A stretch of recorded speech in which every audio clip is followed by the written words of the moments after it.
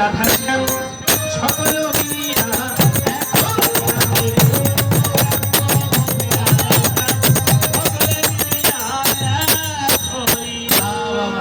আচ্ছা, দুর্গা পূজায় নাচতে পারেন ভালো, তাই না? কারা কারা দুর্গা পূজায় নাচতে পারেন ও মায়েরা? হ্যাঁ, আমার দিদিরাও ভালোই পারে। আমার এই মায়েরা পারে না কেন? বুড়ো হয়ে গেছে না, মাজা ব্যথা নাকি? হ্যাঁ, দুর্গা পুজোয় নাচতে পারেন আর কীর্তনে নাচতে পারেন না। হ্যাঁ, ওখান থেকে এখানে নাচলে যে পুণ্যটা বেশি তা তো জানেন না। কৃষ্ণ নাম করে একটু হাত পা দোলালেও উপকার আছে। কৃষ্ণ নাম করে হাত পা যদি একটু দোলান, করতালি দেন, তাহলে উপকার আছে।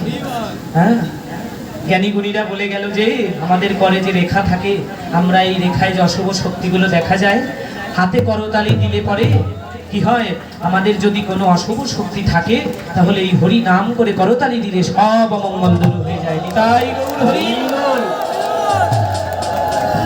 হ্যাঁ, এবার এই যে তারা সবাই হরি নামের মধ্যে আছে। এক নম্বরে আছে গুরু, দুইয়ে হলো গৌরাঙ্গ, তিনে গোপী, চারে রাধা, আর পাঁচে হলো শ্যাম। গুরু গৌরাঙ্গ গোপী রাধা শ্যাম এই সকলে মিলিয়া হইল এক হরিনাম।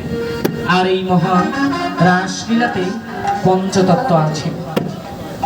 শুধু রাসলীলাতেই নয়, সংকীর্তন যজ্ঞে, হরিনাম যজ্ঞে, যেখানে হরিনাম হয়, যেখানে হরি কথা হয়, সেখানে পঞ্চতত্ত্ব থাকেন। এখানেও পঞ্চতত্ত্ব আছেন। কেমন করে এখানে পঞ্চতত্ত্ব আছেন তাহলে শুনে যান ভাই। হ্যাঁ, কেমন করে পঞ্চতত্ত্ব আছে? ওমা, এই যে শুনুন, শ্রীখোল অদ্বৈত করতাল নিত্যানন্দ,